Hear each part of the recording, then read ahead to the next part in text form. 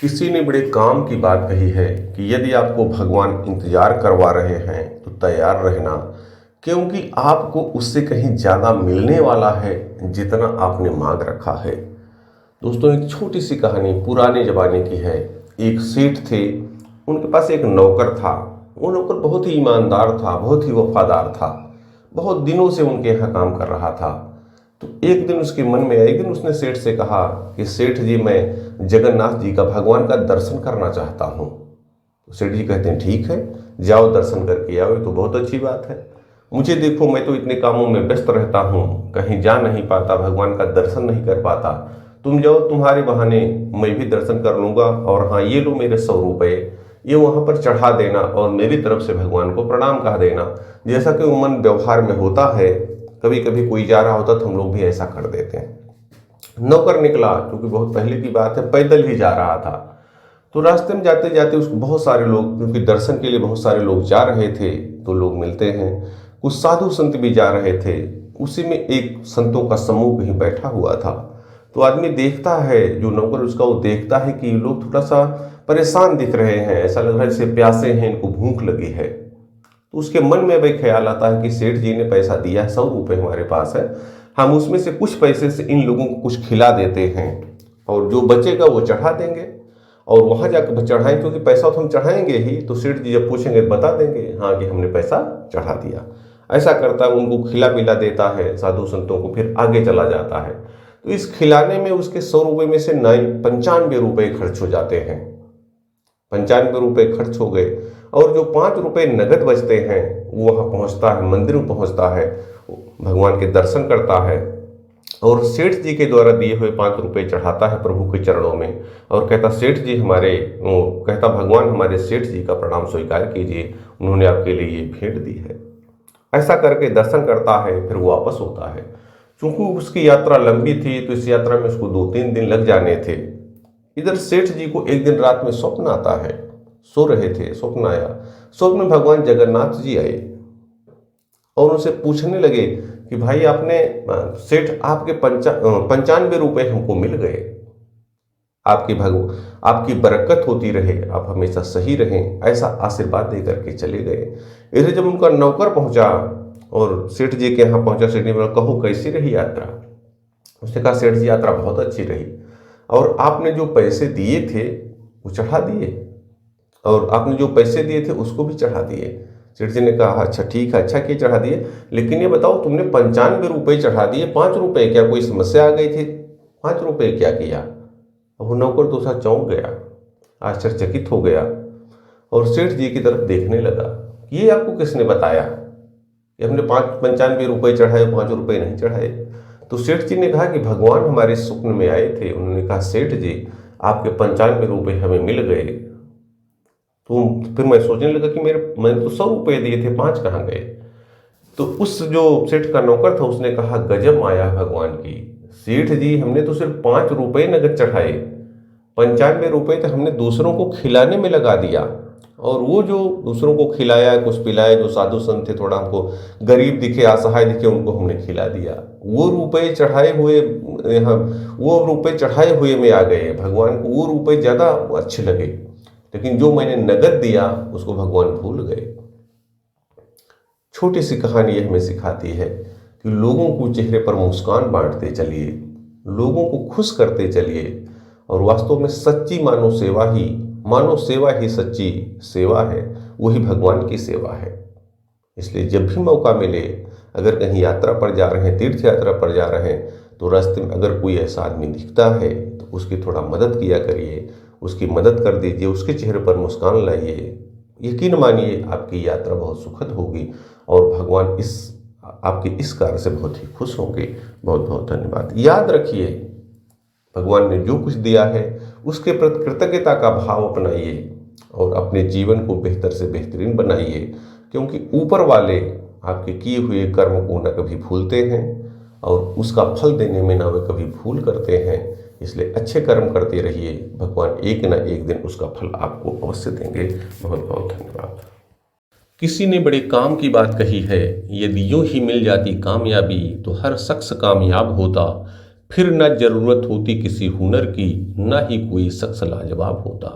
दोस्तों नमस्कार, एक छोटी सी कहानी आपके सामने प्रस्तुत है। एक राजा थे, बहुत नेक दिल थे, ईमानदार थे, पूरी निष्ठा के साथ अपने कर्तव्यों का पालन करते थे। उनके 3 बेटे थे। धीरे धीरे उनकी उम्र हो रही थी तो उनके मन में यह चिंता हो रही थी कि अपने किस बेटे को युवराज बनाएं, किस बेटे को राजा बनाएं। मन में सोचते रहे, विचारते रहे। फिर एक दिन उन्होंने तीनों की परीक्षा लेने का निर्णय किया। तीनों को दरबार में बुलाया और जब सब लोग और मंत्री वगैरह सब आ गए तो सबके सामने उन्होंने फिर माली को बुलाया और बेटे उनके बैठे थे। तो उन्होंने कहा कि बेटों, अब मेरी धीरे धीरे उम्र हो रही है, मैं चाहता हूँ आप में से किसी को युवराज बनाऊं। तो आप तीनों की परीक्षा होगी, आपको एक काम दिया जाएगा, आप लोग ईमानदारी से उसका पालन करना और जो भी निष्ठा से अपने काम को करेगा आप में से किसी एक को राजा बनाया जाएगा।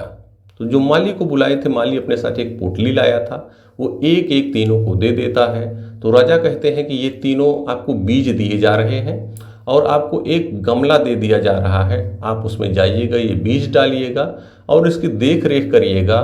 6 महीने बाद मैं पुनः इनको चेक करूँगा कि आपने कितना देखभाल किया, कितने आपके पौधे ग्रो हुए, कितने बड़े हुए। और आप लोग अपने लेकिन कर्तव्यों का निष्ठा से पालन करिएगा, ये ध्यान रखिएगा।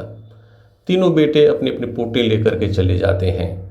तो जो बड़ा बेटा वहाँ से निकला, अब वो सोच रहा मन में कि कौन सी परीक्षा ले रहे हैं पिताजी, बीज दे दिए, गमला दे दिए, जाओ डालो, उसको देखभाल करो, पानी दो उसमें। अब वो जाता है धीरे से, फिर अपने एक नौकर को बुलाता है, बीज उसको दे देता है और कहता ठीक है। और बीच में लेकिन वो जाके देख लेता है। तो 15 दिन बाद, 1 महीने बाद देखा, फिर वो दूसरे कामों में लग गया। फिर दूसरा वाला जो था उसने कहा नहीं, पिताजी ने जिम्मेदारी दी है, वो थोड़ा निष्ठा से करता है। 1 महीने तक लगा रहा, 2 महीने, 3 महीने, लेकिन हो ही नहीं रहा है क्योंकि उसको उसका ज्ञान ही नहीं था, कैसे वो करे। कभी उसने गमले में तो देखभाल की नहीं। 3-4 महीने हो गए, उससे बीज कुछ पौधे निकल ही नहीं रहे हैं। फिर उसने अपने एक दोस्त की मदद ली और दोस्त आया और उसने उसकी हेल्प कर दी। फिर देखा तो उसमें हरियाली आने लगी। और जो तीसरा वाला था वो भी बीज लेकर के गया, लेकिन सोचा पिताजी ने जिम्मेदारी दी है, कैसे इसको करूं। जानता नहीं था लेकिन वो इतना उसको पता था, इसमें डाल देंगे, धीरे धीरे पानी डालेंगे, उसकी घास निकालते रहेंगे, कुछ तो ग्रो करेगा। अब वो जाकर के देखा, 1 महीने देखा कुछ नहीं आया, 2 महीने देखा, उसमें खाद भी डाला, पानी डाला, कुछ निकल ही नहीं रहा है। दुखी हो गया। 4 महीने हो गए, कुछ नहीं निकला। 5 महीने हो गए तो भी ऐसे ही रहा, लेकिन अब वो बहुत दुखी था। 6 महीने बीत गए। तो वो समय आ गया जब सबकी परीक्षा होनी थी। राज दरबार लगा, सभी मंत्री आए, राज के प्रतिष्ठित लोगों को बुलाया गया, राजगुरु को भी बुलाया गया, प्रजा आ गई, सब बैठ गए। अब तीनों बेटों को बुलाया गया, तीनों गमले लेकर के आए। तो बड़ा बेटा जो गमला लाया उसमें बड़े अच्छे अच्छे पौधे निकल आए थे, हरे भरे थे, बड़े हो गए थे। राजा देख के बड़ा खुश हुआ, वाह मेरे बड़े बेटे ने देखो कितना निष्ठा से अपने कर्तव्यों का पालन किया, इसको जानकारी है कैसे पौधों को बड़ा करना है। दूसरा वाला आया, उसके पौधे में थोड़ी हरियाली थी, बहुत अच्छा नहीं था। राजा देखा, थोड़ा खुश तो हुआ, लेकिन देखा कि इसका तो कम ही है। फिर तीसरा वाला है जो बहुत दुखी था, एकदम लेके आया, उसमें कुछ भी नहीं है, एकदम दुखी हो गया। राजा भी देखने लगा, बहुत गौर से देखा, उसमें तो कुछ भी नहीं था। तब राजा ने फिर उस माली को बुलाया, माली से पूछा, माली क्या तुमने सबको एक ही प्रकार के बीज दिए थे? तो माली ने कहा हाँ, हमने तो एक ही प्रकार के बीज दिए थे। फिर राजा ने अपने एक मंत्री को, विश्वसनीय मंत्री को बुलाया कि मंत्री जी बताइए कैसे रहा, 6 महीने कार्यकाल उन्होंने क्या किया, कैसे ये हो गया, एक में कुछ नहीं आया, एक में छोटा है, एक में बड़ा है।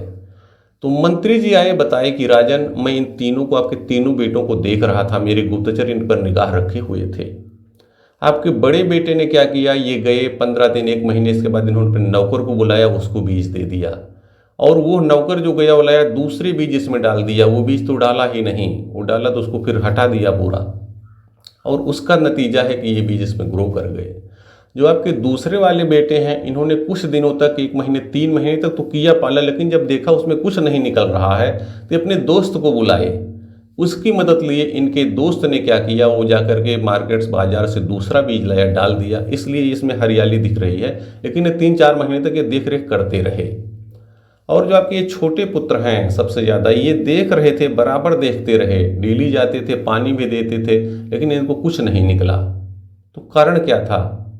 तो राजा ने कहा कि कारण यह था कि मैंने उस ऐसे बीज आपको दिलाए थे जिससे कुछ हो ही नहीं सकता था। वो निर्बीज थे, उनको पहले भून दिया गया था, उससे पौधे निकल ही नहीं सकते थे। और फिर राजा ने कहा, फिर किया, बड़े बेटे को बताया, तो बड़ा बेटा जो था बहुत शर्मिंदा हुआ, दूसरा वाले भी सर नीचे हो गया। और तीसरे वाले से राजा ने कहा, बेटे तुम दुखी थे, तुम दुखी मत हो, तुमने अपने कर्तव्यों का निष्ठा से पालन किया है, और आज पूरी सभा में मैं ऐलान करता हूं कि इस राज्य के अगले राजा तुम ही होगे। और इस प्रकार से राजा अपने तीसरे बेटे को युवराज घोषित कर देते हैं। तो दोस्तों, ये छोटी सी कहानी बहुत बड़ी सीख देती है। राजा ने यह भी बताया कि जो आदमी 6 महीने तक अपने कर्तव्यों का निष्ठा से पालन नहीं कर सकता, ईमानदारी नहीं दिखा सकता, वो एक राजा के रूप में अपने कर्तव्यों का निर्वहन कैसे करेगा? उसके सामने तो ढेर सारी समस्याएं आती हैं। इसलिए राजा ने अपने तीसरे बेटे को ही राजा बनाया। तो इस कहानी का सारा स्पष्ट है कि हमें भी भगवान देख रहा है, हमें कुछ काम असाइन किया है, वो ऊपर से देखते रहते हैं, उनकी नज़रें बड़ी तेज हैं। कोई भी आदमी जो अपने कर्तव्यों का निष्ठा से निर्वहन करता है उसको वह फल अवश्य देते हैं। तो ऐसा मान के चलिए भगवान ने आपको एक जिम्मेदारी दी है, आप उसका पालन कीजिए और बहुत सारी आप अपने कर्तव्यों का निष्ठा से निर्वहन करें। इसके लिए उन्होंने बहुत सारी वस्तुओं को आपको प्रदान किया है, वस्तुएं आपको प्रदान की हैं। तो जो भी भगवान ने आपको दिया है उनके प्रति आप कृतज्ञता का भाव अपनाइए और अपने जीवन को बेहतर से बेहतरीन बनाइए। याद रखिए कि ऊपर वाले न भूल करते हैं न भूलते हैं, वही आपके अच्छे और बुरे कर्मों का फल अवश्य देते हैं। बहुत बहुत धन्यवाद।